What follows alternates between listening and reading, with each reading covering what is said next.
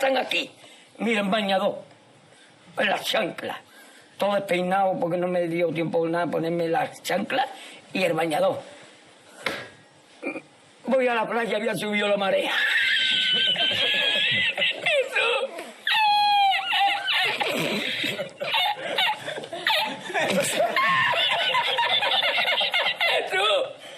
Había subido la marea y encontré una paella.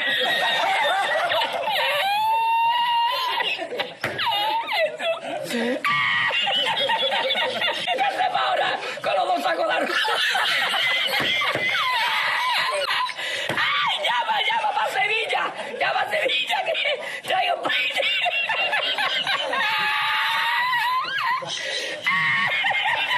What's going on, you guys? Back again with another one, and today we're going to be looking at another video from a Sony pony named JayTechTV as he tries to explain to us his fanboy logic and tell us why $70 games are too much for Xbox and PC and defends The Last of Us Remake's price point. So hold on to your seatbelts as we go into fanboy land once again. So yo, does anyone else feel weird looking at JayTech's picture just staring into your soul? Let me fix that real quick. That's better. there was one person using one talking point that the Last of Us remake doesn't have the multiplayer and it shouldn't be $70. Yep, it should not be $70. Everyone should know this by now. What really makes this game worth $70? If you can answer that question legitimately, I would like to know. This game has less content than the original and remastered version, which is free right now on PS Plus. It was also confirmed that it will not have multiplayer included. If you go to the PlayStation store, you can find it and it says it only includes the story and DLC. It's not a remake, it's a remaster of a remaster. What comes out every fucking year that's $70? Can anybody answer that question? I'm sure you're gonna let us all know. What game comes out every fucking year that's $70 and doesn't fucking change? Well, shit, there's three. Call of Duty, basketball, football. They come out every year, and over the last 2 years, in the case of, I think, 2K, 3 years, that means that in 2020, 2K was $70, I believe. 2021 it was $70, and then in 2022, so that's 3 straight years it was $70.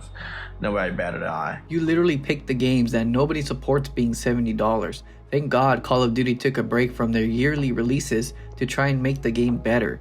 Madden and NBA are literally crap in my opinion. You're literally buying the same game every year with hardly no changes made to the game. Just more microtransactions, and you're saying nobody bats an eye, but the truth is people are wanting it to change. It's the people that keep buying the game and purchasing the microtransactions that are telling the companies like EA that it's okay. My problem is not with the price. Game development was expensive, and this happened before a recession or inflation in the United States. A long time coming. We had 2 generations where the games were $60. The PS3 360 generation and the PS4 Xbox One generation. Games were $60 for 2 console generations. Of course it's not. You want to keep getting ripped off on games? More power to you, man. I won't tell you how to spend your money, but I find it funny how you labeled this video that $70 games are too much for Xbox and PC fanboys, when this video should have been called PlayStation Fanboys Like Paying $70 and Get Ripped Off. And it should have stayed that way. There really is no reason why games should be $70. Sony is basically charging you an extra $10 for the graphic bump the PS5 is already capable of doing. Now it's just behind a paywall for those features. Video game development is getting more expensive, sure. There's ways to make that money, like not having a game be exclusive to one console for its whole lifespan. Have you ever thought of that?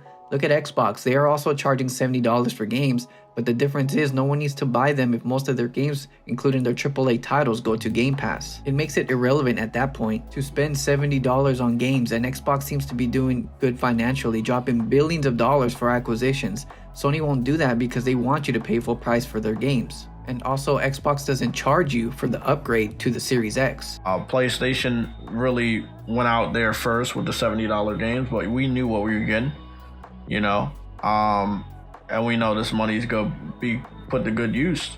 You know, they've done more acquisitions. This acquisition war that's going on is just Sony and Xbox showing how much fuck you money they have. It also doesn't mean you will always get good games. they don't like The Last of Us because it was game of the generation.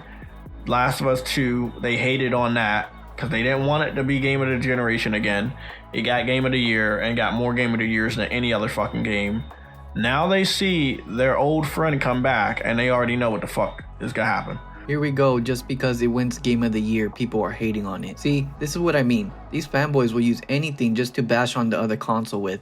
That literally has nothing to do with The Last of Us being worth $70. I don't really care if a game wins an award. Like, I don't need the game to win an award to tell me if it's a good game. But I don't know about The Last of Us Part 2, bro. That game was a disaster in my opinion, at least in the story. Did you get like an alternative version of the game that's actually good? Because if you did, hook a homie up. I want to see what all the hype's about.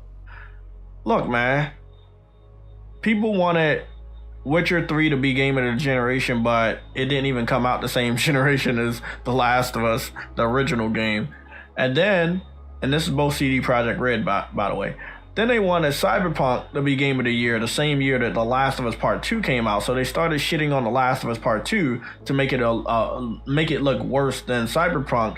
But then Cyberpunk ended up being the worst game, and people were quiet about that. The Witcher is a good game though, and Cyberpunk was a dumpster fire. People were not quiet about that. Have you been out of your cave in the last 2 years? Cyberpunk was literally shitted on by everyone saying how bad it was. It doesn't matter what game it is. If it's shit, people will tell you. Oh, they remastered this game so many times, but yet no one bitched about it. When they made the remake, everybody was like, oh my god, they're remaking it. So, I mean, if Resident Evil can get away with it, right? And it's alright when Resident Evil does it. Why isn't it alright when The Last of Us does it? Holy shit. Are we really going down this rabbit hole? I'm a bit worried if you really can't tell the differences between the remakes Capcom has been doing to the original Resident Evil 2, 3, and now 4. Let me show you what remakes look like. Here is the original RE2 and the remake. Do you see a difference? Here is RE3 and the remake. I don't understand it, bro. Resident Evil 2, 3, and 4 remade as a reimagined game. Yeah, I mean, yeah, that's I guess. You honestly cannot make this shit up. Shout out to the dude that can see the differences. Anyways, I'm gonna end the video here. Just wanted to give my thoughts and opinions on all of this. If you guys enjoyed the video, give it a like and consider subscribing for the upcoming ones, and I will see you guys next time.